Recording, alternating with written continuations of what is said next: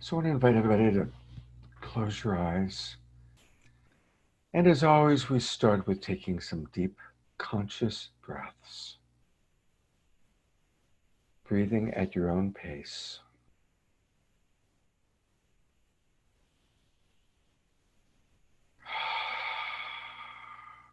Letting go of anything else you might have been thinking about or working on prior to the class. Letting that go. And bringing our attention into our compassionate heart. Tonight we're going to be practicing self-empathy to a very large degree as we look at our veils of past pain.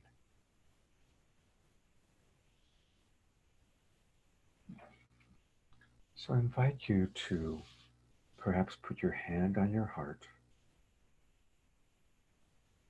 and feel your heart beating.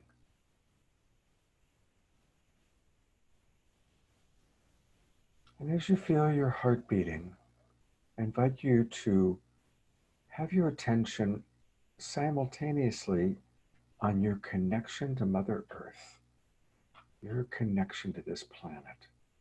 Perhaps remembering gravity, that we're always being held by our true mother, Mother Earth. Gravity, we're always being held. Still feeling your heart, feeling your connection to the earth, and just gratitude for how well loved we are by this planet, which has gifted us with air and water and food and these body temples that we have, that we get to inhabit for a lifetime to experience. A reminder to always mute yourself if you come in a little bit late.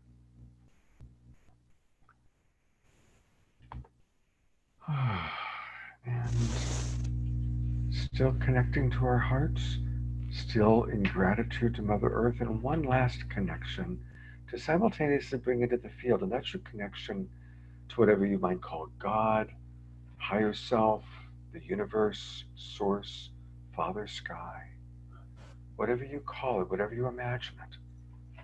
Gratitude for our connection to that higher power. And so we are connected to higher power, we're connected to Mother Earth, and they meet in our heart. So just imagine as you feel your heartbeat, I want to give you one of my favorite things to imagine. What if Mother Earth and Father Sky, the planet below, the heavens above, are meeting right inside each of our hearts? What if? What if our lives are so divinely inspired that our conception wasn't just when our human mother and human father made the baby that we became, but what if our true conception includes heaven and earth, Father Sky and Mother Earth, and they remind us of that connection through our heartbeat? And what if our heart beating is our true mother and our true father making love inside of us at all times?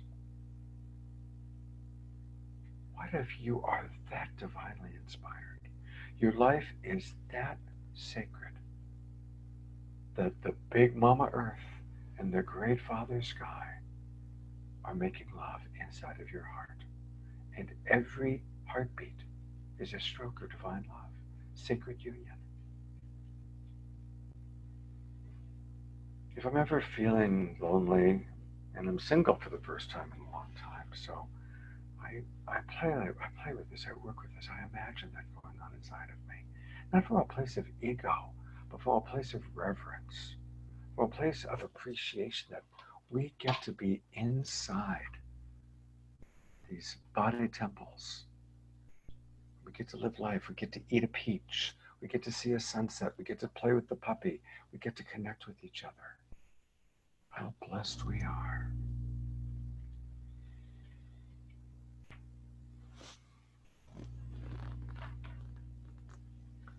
So, as Debbie Garcia helps us to remember, we live our life in gratitude.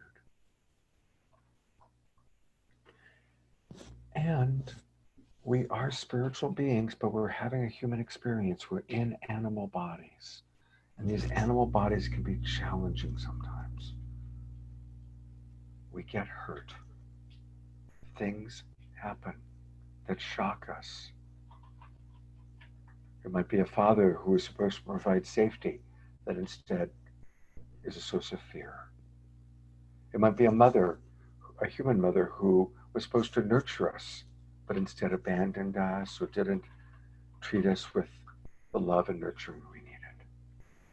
It may have been people we thought that were our friends or the first person we fell in love with, not loving us the way we wanted to be loved. And when these things happen, especially when we're children, especially when we're young and we're trying to figure out who we are in this world, we sometimes make decisions, interpretations. Oh, that's the way the world is. That's the way people treat me. Oh, that's the way I'm going to be treated. Oh, that's who I am. That's who women are. That's who men are. That's what the world is. We make these interpretations based on very limited information in the overall scope of things, but very real based on our pain.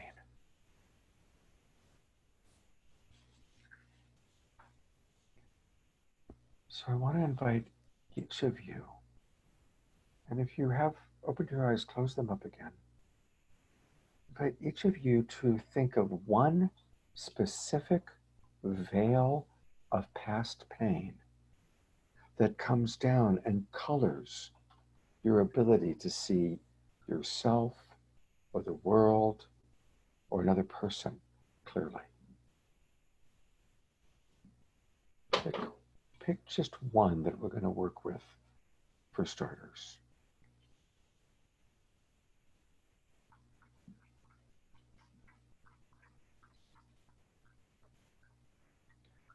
It may be somebody you once loved that now when you think of them or you see them, you recoil, you repulse, you feel uncomfortable.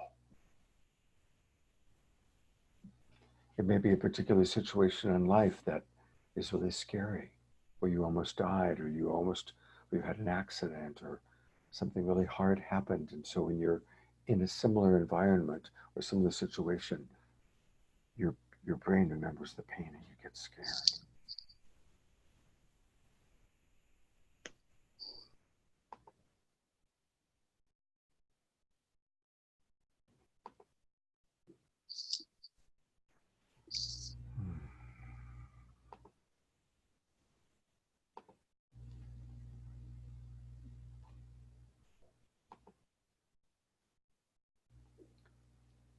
So once you've got one specific veil of past pain you're going to work with tonight, I invite you to open your eyes. If your camera is off, please turn your camera on.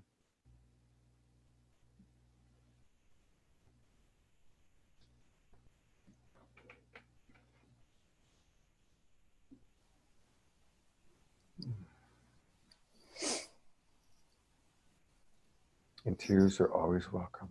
I want to acknowledge that this is deep work.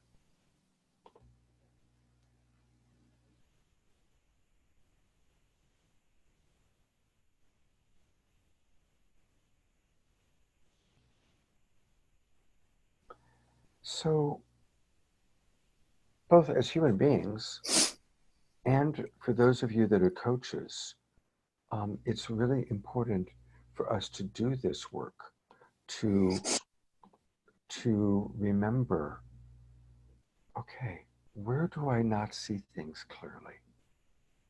Obviously, in life, as we grow, as we mature, we want to remain curious. We want to remain open-minded. I love that quote by Einstein that the true measure of intelligence is the ability to change our beliefs. Right? So we want to keep changing our beliefs. Otherwise, if we become fanatical or if we stay in a box, we have very, very limited perspective. So I invite everybody to go to gallery view. I'm going to take the spotlight off myself.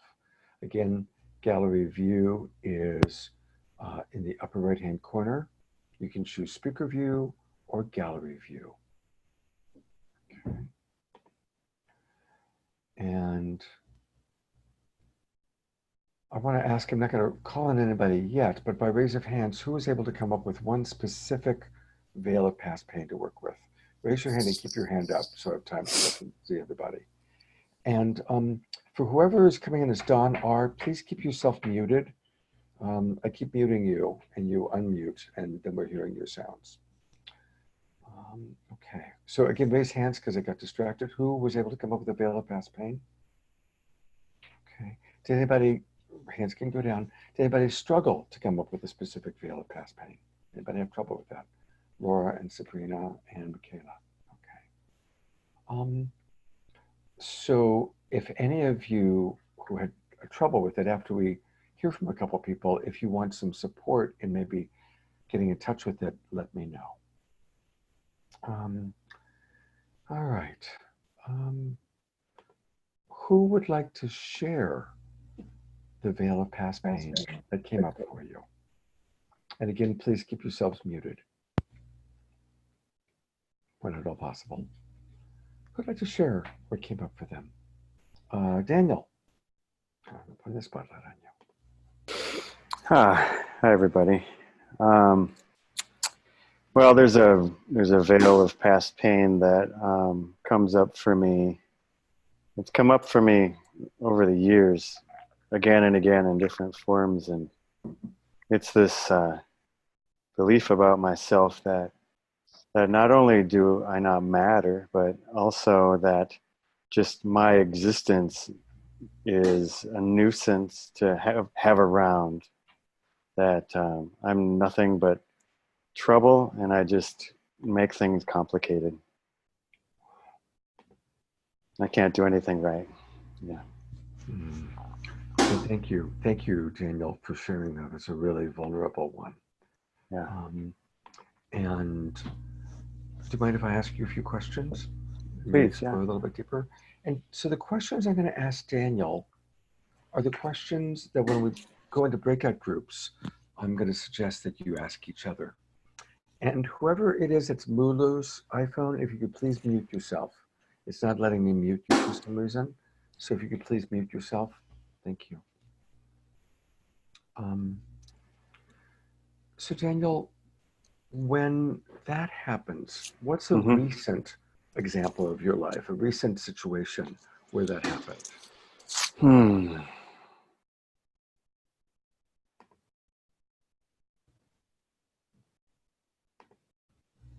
Well, there's one. It's not too recent, but it just stood out for me. I could try and think of a more recent one.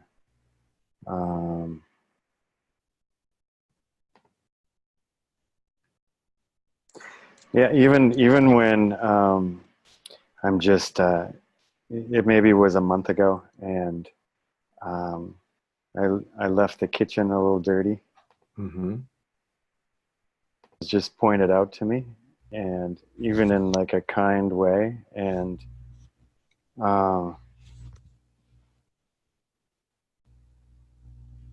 yeah, I just felt like, wow, I can't do anything right. I'm just a nuisance to have around. Yeah, I guess I would, I don't know why I just more sensitive than other times, and yeah. Can I tell you this other one? I guess. Yes, please do. I was working on this construction crew, and I was given the job to put this beautiful doorknob in this beautiful wooden door. And they trusted me, and what I did was I I had to drill a hole to fit it in. And when I went to the other side of the door, I drilled a hole too, and the holes didn't line up, and I messed up the door. Mm. And and my boss was like it was just typical of like how I think when I was a kid, like he would just like get out of the way, let me do it, you know. And it was just like I was like disheartened and discouraged for, oh man, days after that. I just felt like a pile of dog doo doo, you know? Yeah. So the pain that you felt, Yeah. where does it show up physically, somatically? Where does the pain show up in your God. body? It's like all like in my face and my from my face down to my heart. And then I just curl over and whew, like I don't know if I feel like crying or screaming or running or what, but it's just like overwhelming. Yeah. And is that pain a contraction? Like when you talk about it, is it like Yeah. a caving in? Yeah. Caving in. Caving in. Like I don't want anybody to see me or talk to me or nothing, you know, just I wish I didn't exist. Right. The ultimate flight reaction, right? Yeah. I Yeah. just it's scary. I get really scared, you know. Yeah. Daniel, I'm so appreciating your willingness to be vulnerable with the group right now, to share this. And I am going to, in a few minutes, have people give you some empathy and understanding. Um, Thank you. and I just want to, you're so beautiful. You're such a beautiful man and such a beautiful Hmm. soul. And your willingness to share this is really powerful. And Hmm. it's Thanks, of a God. lot of value to all of us. Thank you. Hmm. When you're in that pain place, how much, using this recent example where it didn't work out with the door, to what degree is the pain and the story that you're a nuisance, that you're no good? To what degree is it connected to what just happened? And to what degree is it re-stimulating your previous pain, your childhood wounding? Well, I just like leave the present moment and go back, you know? Mm-hmm. So I mean, if I didn't have that wound and that trigger that was ready to be pushed, that button, I could probably just move on pretty quickly. But so I would say 90% in the past. Yeah, thank you. Yeah. And so there's this story that gets reinforced. And so, would it be accurate to say that when this happens, it serves as evidence to prove the story that you're a nuisance or that you're no good? Yep. It's like it's like, see, told you. So, thank you so much. And just a huge note to the class, and especially for any of you that are love coaches. We always want to learn to discover what is the evidence that people are collecting. Mm. What's the evidence that Daniel is collecting, and what story is he collecting evidence for? And in our lives personally, as we work on ourselves, and very much as coaches, we want to bring to the light of consciousness when somebody, and we all do it, as Daniel just described, when somebody is collecting evidence to support a hurtful or negative belief system about themselves or about the world, Mm. right? And so, does that make sense to everybody? Just give a thumbs up if everybody kind of understands that. Okay, great. And again, Daniel, thank you because you're providing such an incredibly human example Mm. that I think we can all relate to. Mm. So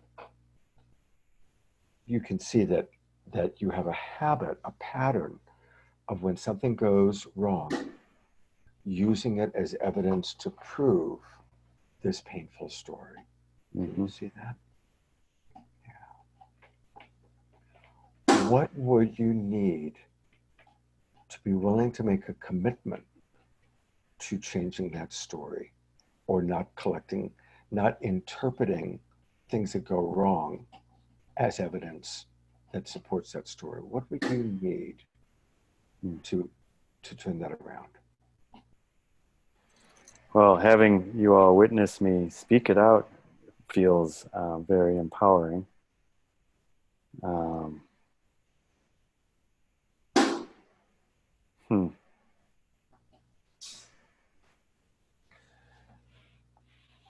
Here's another way of looking at it. Yeah.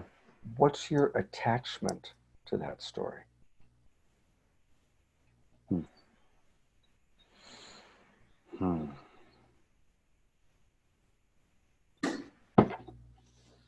Something to do with my connection to my father.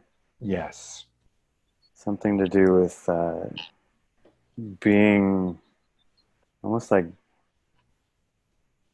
it sounds kind of weird, but like being who he wants me to be, or how he sees me. Or, Yes. You don't want to make your father wrong. yeah. Daniel, I'm so grateful that you're who I'm working with, because this is like, I couldn't have scripted a more valuable session or a more valuable example. Hmm. Because what Daniel just demonstrated is something we all have to remember. Our inner child is always looking for reasons to love and believe in mommy and daddy. Hmm. I'm going to say it again. Our inner child, that, that little guy or little gal inside, is always looking for reasons that they can actually love or believe in their human mother or their human father, despite how they might have been hurt, abused, not treated well, or told a story that's not true, or created an interpretation that's life alienating. It's Hmm. the person who was abused by their father. I'm not talking about Daniel right now, but I've had clients that were abused by their father, and so they attract men that abuse them. And when we work on it and we go deep, it's because they're wanting to prove my dad wasn't really that bad. That's just the way men are, or that's just the way men treat me, right?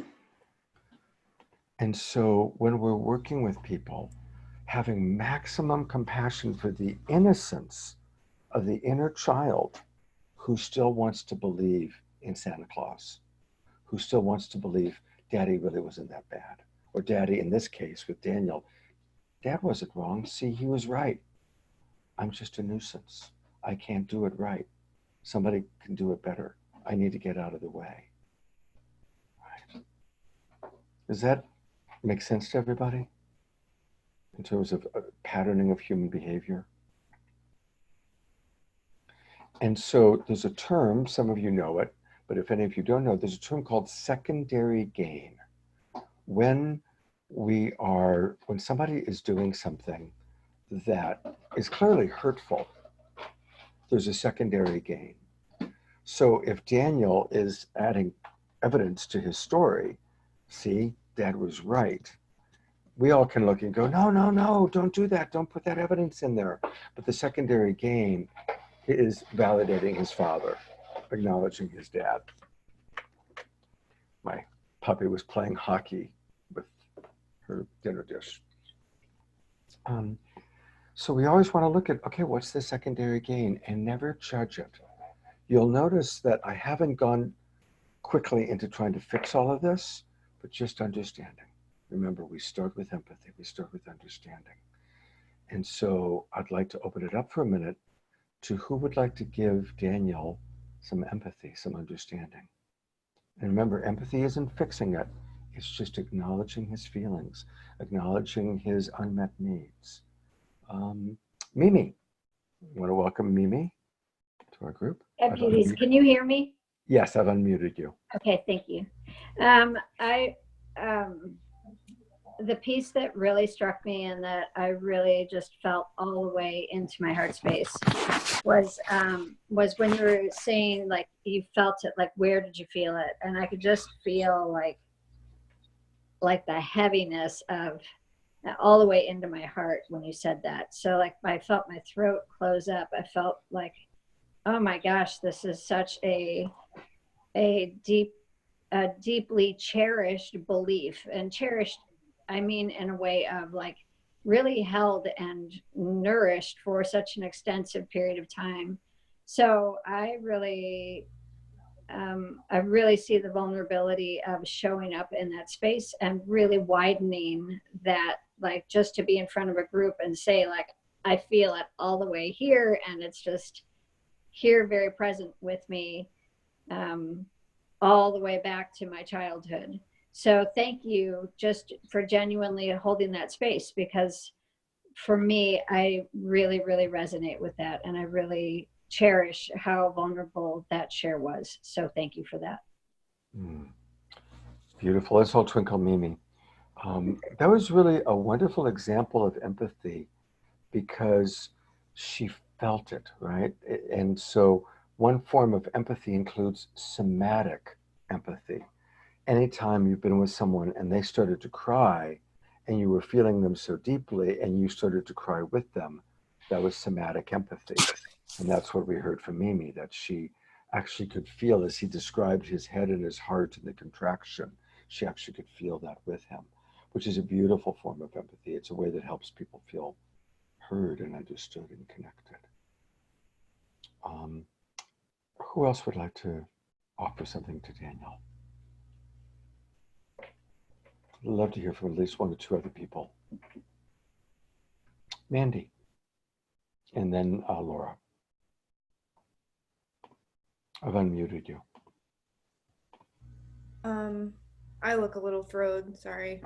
From somebody who just got badgered all day by my mother, I can completely empathize. Like, you know, if you have deep wounding from your parents, and Israel thought I should mention like the dichotomy that I went through was childhood damage from my father and now adulthood damage from my mother. It's like they crossed or something. It's weird. So it's like I felt your pain because that's how I empathize, is like, wow, I know in a way how you've been feeling because I've gone through that myself. And I just I feel a sadness in my heart, and I felt it when you were talking. And I just want you to know I feel you. I empathize with you, and I admire your vulnerability. Yeah, thank you very much. Beautiful, thank you. Let's twinkle Israel and Mandy. And what Mandy just demonstrated was the form of empathy that we call weaving my story with yours, right? I can understand, I can imagine because I've had a similar experience. And what was nice that she didn't stay on her story too long. She shared enough about her mother and enough about her father to establish I have had, a similar thing. So that's weaving our story with the other. How about one more person? Oh, Laura. Laura, if you're willing, I'd love if you could demonstrate feelings and needs, imagining feelings and needs, if you go there. If we can unmute you. There you go. Yes. Hi. And Daniel, thank you so much for sharing. What I really connected with was when you went into the secondary place of like really digging deep and conveying to the group that deeper thing about connecting with making a mistake or not doing something right. And I'm just imagining that underneath that, you have a need for value, to be valued and to be recognized and to be heard and to feel, I'm imagining maybe worthy, and just you know, I could really feel that you were just in those moments, like when that thing happened with the door, that you were just needing to be able to give yourself reassurance that, you know, you're human, you're a human being. You just, you know, made a mistake. I always say a mistake. So thank you.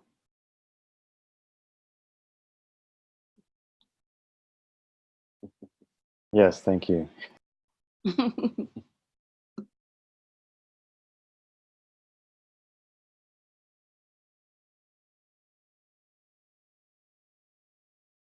Scott, you're muted. Sorry. Daniel, I'd love for you to just reflect back how is that for you to receive from all three of them? Well,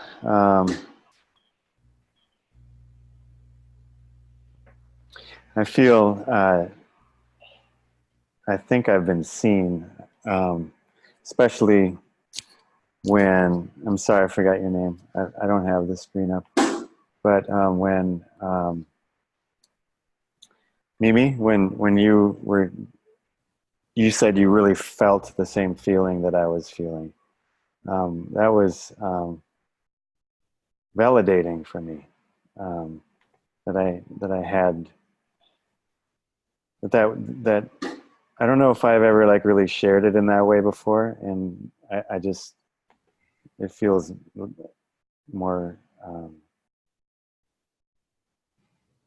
satisfying or like healing for me. Yeah, if I put it that way. And then yeah, it just felt like I'm understood from everybody, and it feels good to be understood. It's like that's what I needed in the moment anyway. When I made the mistake, I needed to be understood, and right now that need is being met. Yeah, that was like one of the biggest ones. Yeah, thank you. Yeah, thank you. Thanks everybody for listening and for reflecting back and giving me empathy. So something as significant as what Daniel has gone through, we can't fix it like turning on a light. What we do is we provide empathy and consciousness. And so what I'm going to request of Daniel, and I want you to think about if this is something you could do, or Daniel, what you would need in order to do this. My suggestion, if you're willing, is that every time you notice that you are going into collecting evidence to support the story that there's something wrong with you, that you're a nuisance or that you can't do it or you're not good enough. Step number one is the commitment to notice it. Some people will notice somatically what's happening in their body first. The first symptom for people that are more in touch with their bodies, people that do a lot of yoga or dance, they tend to notice it in the body first. Other people, such as myself, I'm going to notice it in my mind first. Oh, there I go. Again, I'm telling myself the story that I'm not good enough. But the first commitment, or the first step, if you're willing, is to make the commitment to really noticing when you do that. If you are willing to make that commitment, the second step is to take a few deep breaths, just like stop what you're doing and breathe. There I go again. I'm in my story. And then the third step is to replace it with a positive affirmation. In Daniel's case, it could be, I'm always doing the best that I know how. Or I'm always doing the best that I can. Or I am of value just by being alive. Now, those are just suggestions. Ultimately, Daniel needs to come up with his own affirmation.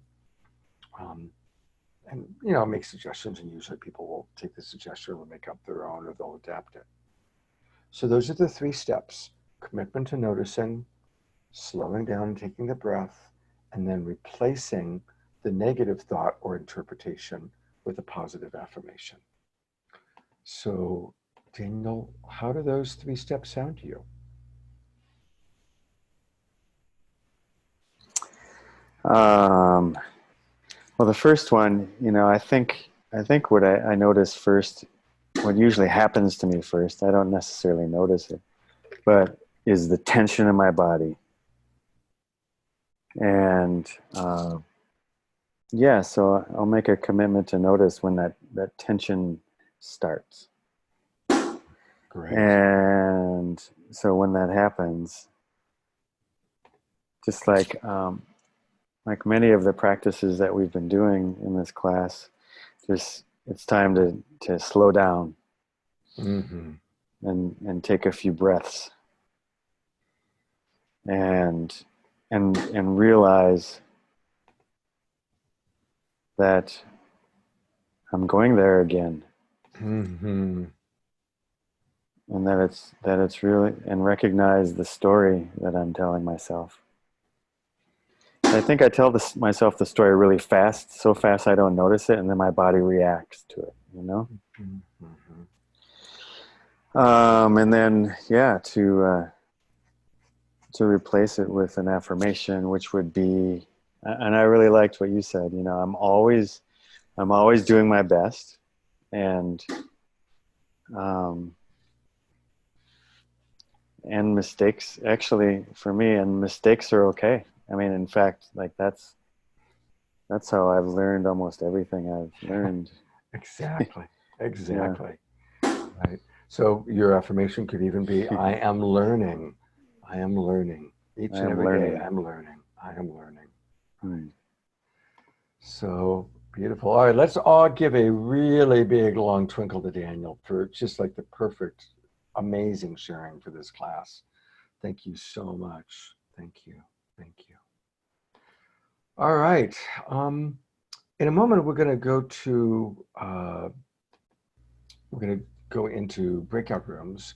But before we do that, I'd love to just open it up. If anybody has a big aha that they've had watching this so far, anybody have an aha they want to share? Got to raise your hand. Anybody? Mimi. Yes. Mimi, did you raise your hand? Yeah. Is that better? Yeah, that's great. We hear you. Okay, great. The aha for me was this idea that you want to prove those people right, that you don't, that because they had such a high stake in life, the mom or dad figure, whoever the authoritative figure was, it could be teachers, coaches, whomever, that I know for my generation, like there was just this piece of me that always wanted to believe that they were correct just because that was adults and they knew better. And so they have to be right. So that really, it almost took my breath away when you said that. And I was like, that's astounding. I have that information. And really how I can integrate that with not only my own children, but also the youth that I work with. Of that's beautiful, Wow, stunning. So thank you. I really received that in a big way. Good. Yay. That's awesome. That is really, really good. Thank you. Thank you. Any other? Yes, Brian. Yes, there you go. There we go. Hey there, it's Anthony. Brian's Anthony. Yep, sorry.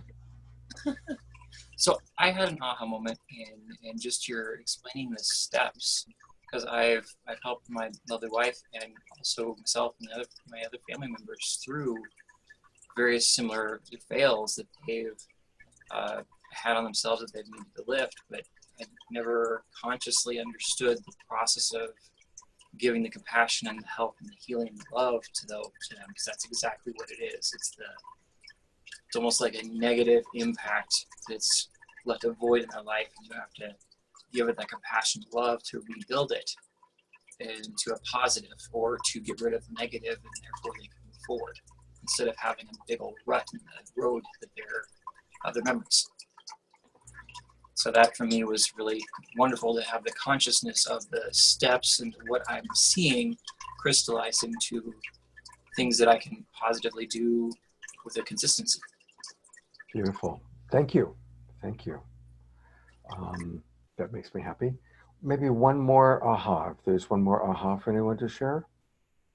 I'm kind of looking at the gal. Oh, Allison.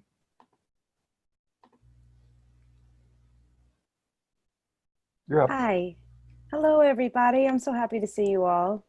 One thing that I really got from hearing that very special sharing um,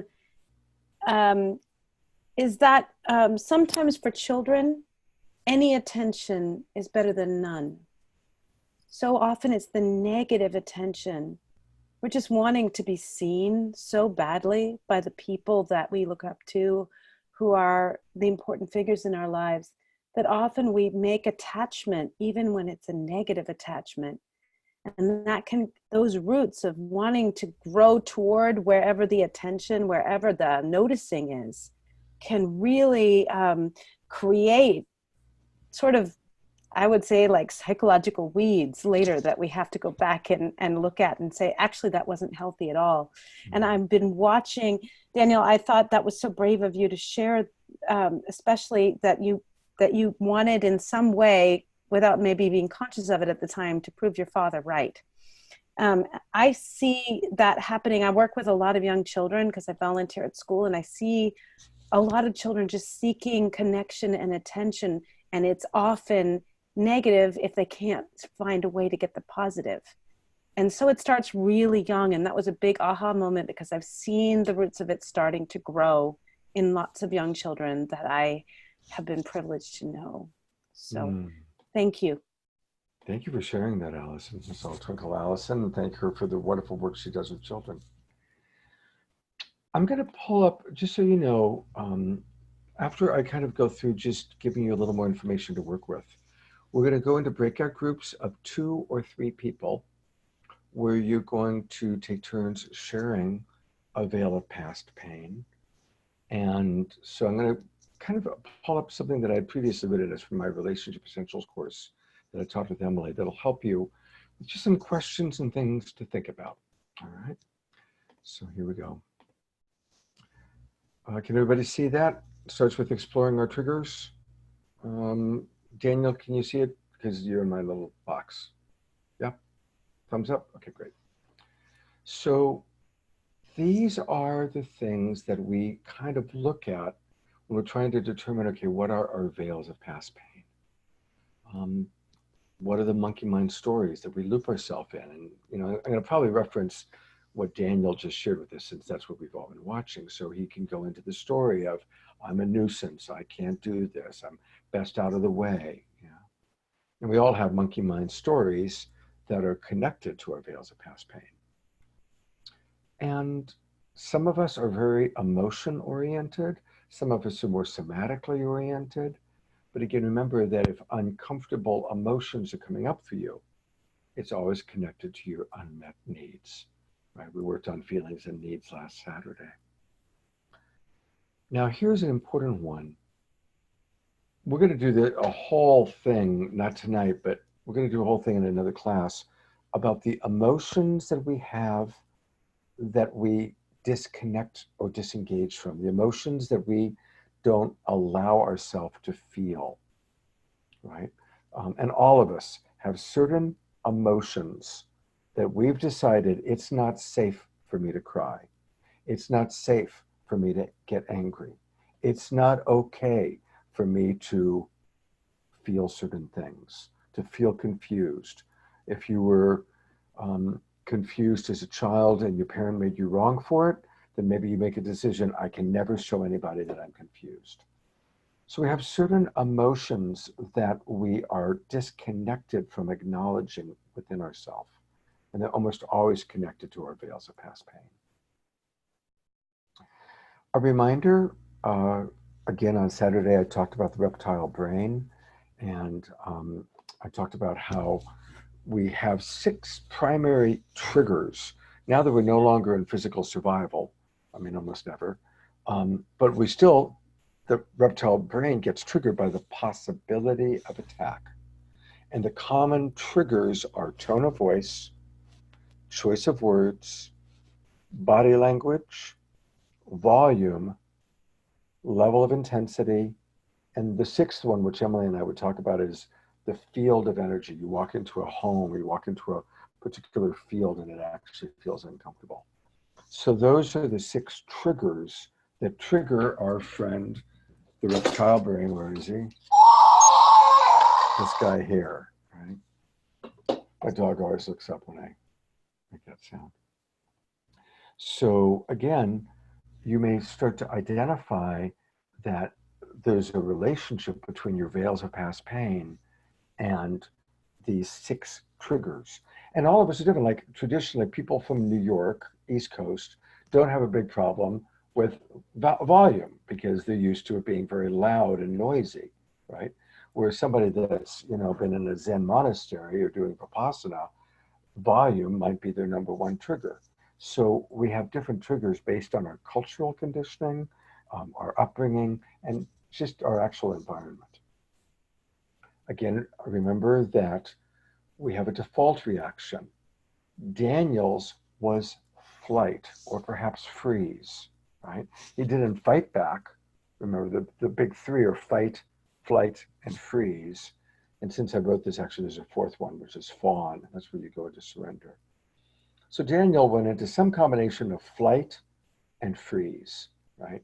When he sort of was in contraction, he was in flight.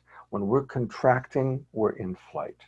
And remember, he even said, I didn't want to be here. I just wanted to go. And whenever you hear somebody saying, I just want to die, well, whether it's actual suicide fantasy or I just want to die, it's the ultimate flight reaction. I'm going to go down a little bit because we're not going to talk about mind fields or any of this stuff. The last thing I just want you to look at is if you're looking at where do you have veils of past pain, they're likely in some of these categories. I'm going to make it a little bit bigger. It's not letting me do that. There we go. Can you all still see it? Jealousy, infidelity, money, drugs or alcohol, either your use of drugs and alcohol or your reaction to the people that are using drugs and alcohol. Decision making, I never get it right. Stepfathers, stepmothers, exes, and in-laws. That's probably, I would say, the biggest place where we find veils of past pain are in family members that we're disconnected from. Exes, and then sometimes family members that we've had to deal with that were by our choosing. Housework, kids, values, that's another really big one, different values, and unmet needs. Almost always you can trace a veil of past pain to certain unmet needs. Your need for safety wasn't met. Your need for acceptance or consideration wasn't met. In Daniel's case, his need for efficiency wasn't met. And then by beating himself up, he's not meeting, his need for acceptance. Right?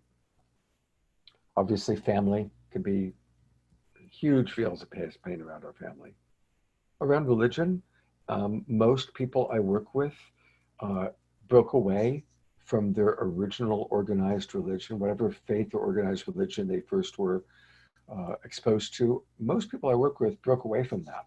And some still have a lot of charge, even the word God can trigger people, or Jesus, certain spirit, words like that have associations.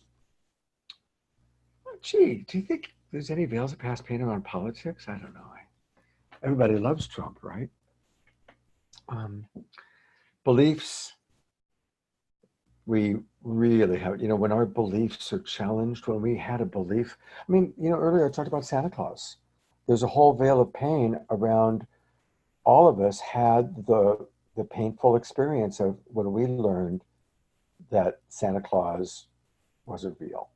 That Santa Claus was just a man putting on a mask or whatever. And, so when we have beliefs that are shaken, that creates some of our veils of past pain. Certainly broken agreements, work issues, and abandonment. So these are some of the common things. So I've created the breakout rooms. It's 6:54, so we're not going to take a break tonight because we're going to end earlier. So let's make it 20 minutes, okay? So I'm going to bring you all back in 20 minutes. If any of you get stuck, send me a message and I'll come on into your breakout room and help out. And there will be 2 or 3 of you in every breakout room. I've tried to put a more experienced person in each one. You know, people like Anaprabha, Laura, Michaela, Daniel, Mandy. So, you know, those of you that are more experienced, kind of just keep track of the timing to make sure that everybody gets a fair amount of time to share. If you've got 2 people in your breakout room, and by the way, with the couples, I've added some of the people who I don't really know if they're with us or not. I see their name, but I don't know if they're listening. So for Rob and Laura, and for Jason and Hannah, and for Israel and Mandy, you might have somebody with you, or it might just be the 2 of you. So you're really, the first person to go is going to share their veil of past pain, keep it to about 2 or 3 minutes, and then the other person gives empathy and understanding, and then the 3 questions. Would you be willing to commit to, and I'll put this in the chat box, would you be willing to commit to noticing when you're in the veil of past pain or when it's influencing you? Would you be willing to slow down and take some breaths? And what's a positive affirmation that you could make?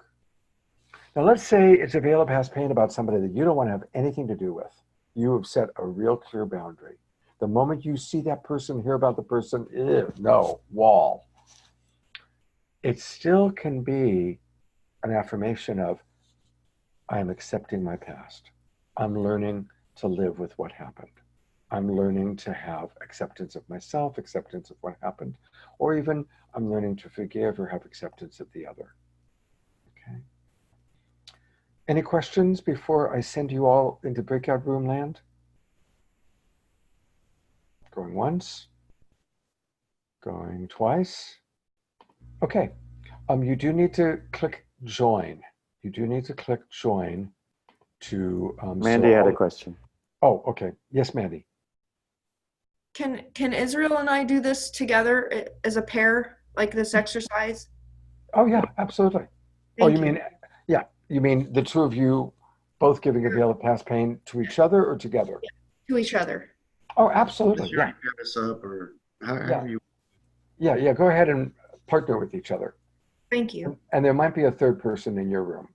Okay. And a reminder everybody to click join. Click join to go into your rooms.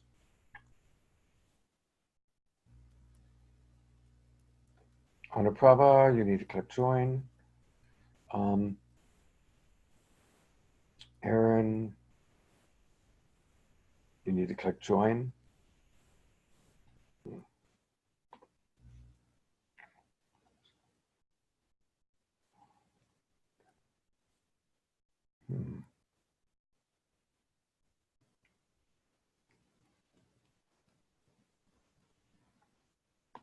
Hello.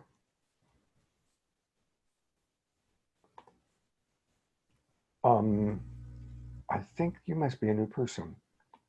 Siad Nurzer. So I'm going to move you. I'm going to add you to a room. Hey, Debbie G.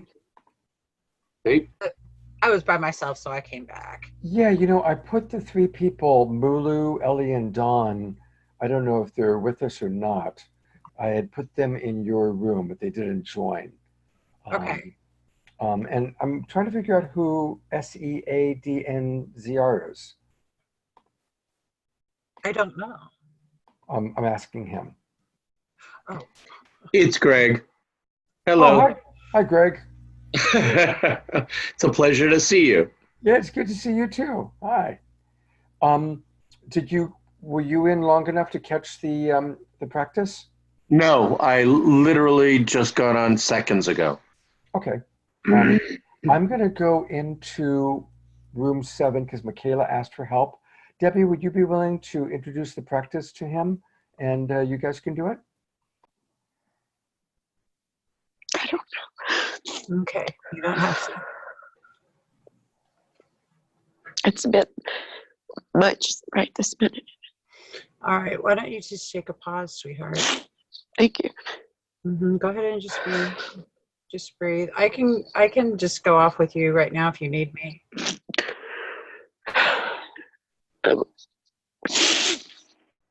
Being able to talk about it with you helps. So I thank you so much. Okay. Well, mute and let Scott take back over, honey. Okay. Keep breathing. Yes. Scott, you're muted. So Debbie and Dawn, would you like to go into a breakout room together, just the two of you? Dawn, you want to go back in a breakout room with me, honey? It's so weird because right now,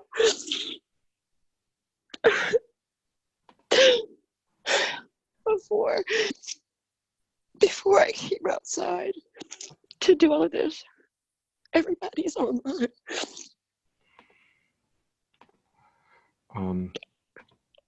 Okay, And so I'm getting friend requests as we're doing this. okay, so I'll go. Debbie and Dawn, just click join room, and you'll be in your own breakout room with each other, and you can continue whatever's going on for you. Okay. Okay, good. Dawn did that, and Debbie just clicked join room. And that, by the way, as we do these classes together, that's going to happen sometimes. If something has really come up and you need more time, just let me know, and I'll always put you in a breakout room with Anaprabha or Allison or some kind, loving, wise being of your choice. Okay.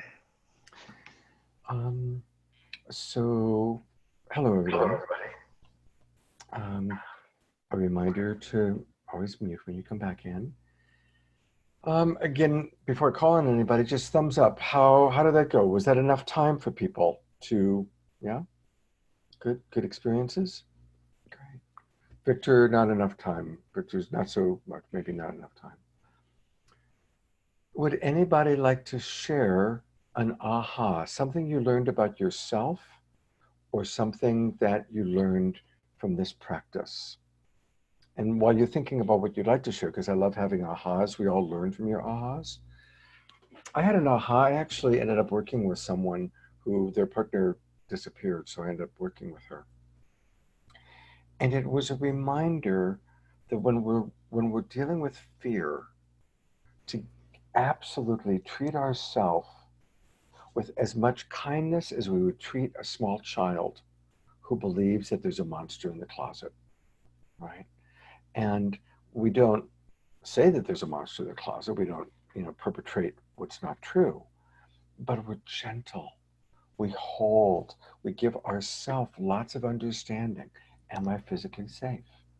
I am physically safe. And maybe even running that a few times. I am physically safe. And then really taking the steps to nurture ourselves and to treat ourselves with the same level of kindness that we would a small child that got frightened. But when we judge ourselves for, I shouldn't be doing this, or I should feel better, or I should, whatever, anytime we're in an I should, we're judging ourselves. And the irony is when we judge ourselves, we actually trigger the freeze reaction of our reptile brain, and it keeps us in paralysis. Anytime we're shoulding on ourselves, we're actually keeping ourselves in paralysis. And then we really can't change. And then it just becomes a misery go round. It becomes a loop, right? So anyway, that kind of came up in the session that I got to work with. Who would like to share ahas? Or if you have questions, if anybody had thoughts, questions, ahas during our final few minutes here? Scott, I've been trying to find the raise the hand thing. Okay, so Anaprabha, Anaprabha and then Deborah.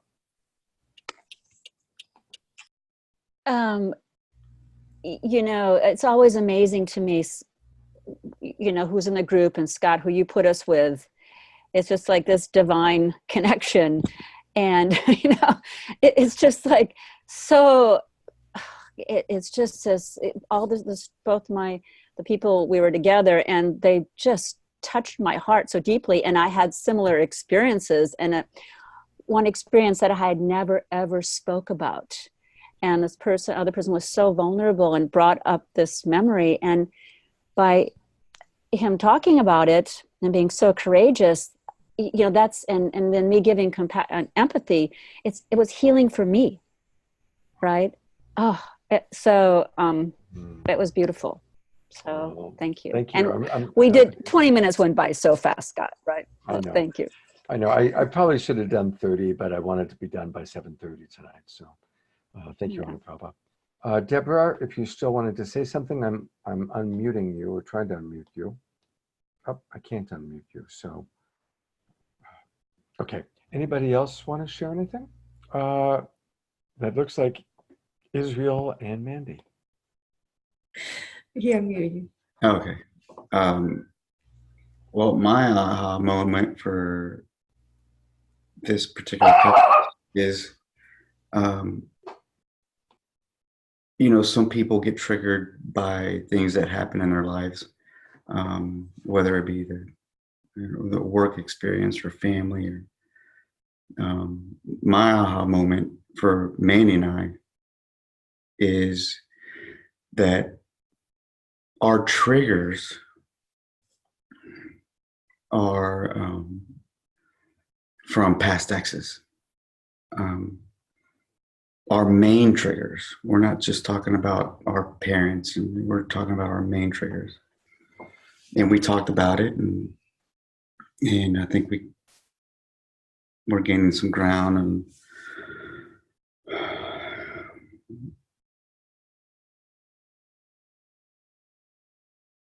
on how to cultivate our love, and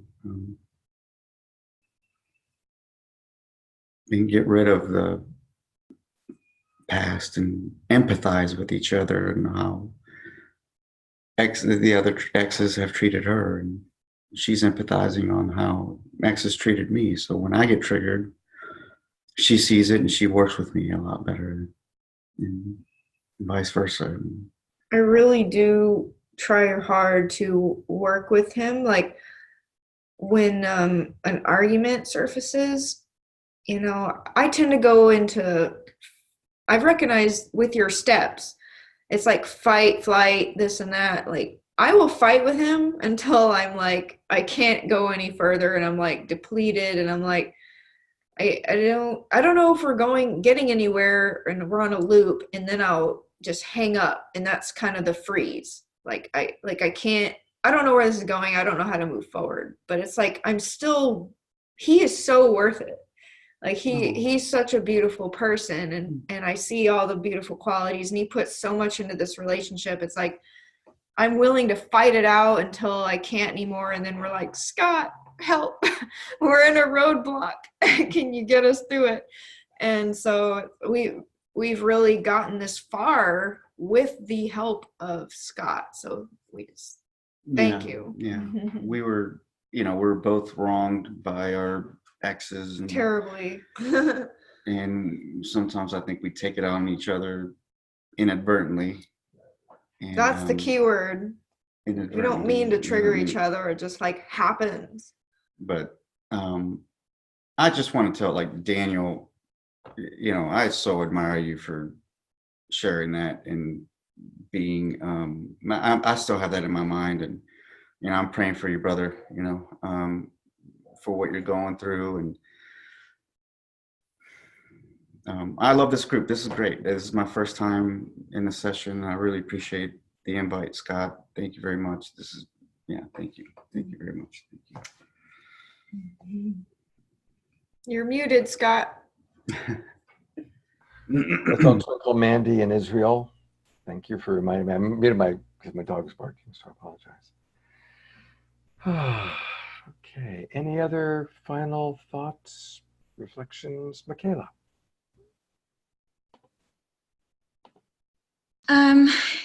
I just wanted to share that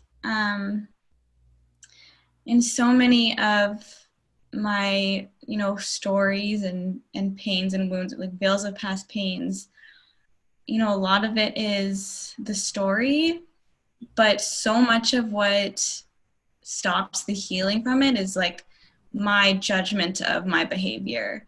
Like if I'm, you know, comparing myself to someone else, and I'm judging myself for that comparison, that it's that judgment that keeps me frozen there and not able to heal from that pain. And just that, acknowledging that and being able to recognize that in that moment is really essential. So, yeah. Thank you so much for anchoring that in for all of us. Because again, ultimately we're here to learn to love ourselves. Let's twinkle, Michaela. Give us some twinkling. Yeah, so everybody, ultimately, let's go on a no judgment diet, right? And noticing, when am I judging myself? When am I judging myself for being scared, or judging myself for not doing it well enough? Just noticing, when am I judging myself? And the beautiful thing is, the less you judge yourself, the less you'll judge others. It becomes an awareness. Oh, there I go. And the mind might still go there. I mean, I still have judgmental thoughts all the time, but I notice it now. Oh, there I go. Oh, there I go. Oh, there it is. And then you don't stay there. You just notice it. Remember, under every judgment is an unmet need. Right? I'm judging myself for being scared. What's underneath that? I'm longing for harmony. I'm longing for safety. I'm longing to trust. All right, beautiful people. Well, thank you. This was a really great class, and I will make the video recording. Thank you for those of you that have come into the Facebook group and created introductions of yourselves. For those of you who haven't yet, please do so. We all want to get to know you, and let's start interacting with each other as you get to know each other. Interact with each other. Let's make that Facebook group a place where we can really connect with each other. And I look forward to seeing, hopefully, all of you on Saturday morning at 10 a.m. God's blessings, and have a great couple of days. Bye-bye, everybody. I'm going to actually take a picture. So you know what? Hang on a moment. I want to get a picture of this. Let me see. Okay, everybody like wave and twinkle and stuff. Awesome. Thank you. I'm going to use that as the thumbnail for our video recordings. Take care, everybody. Bye-bye.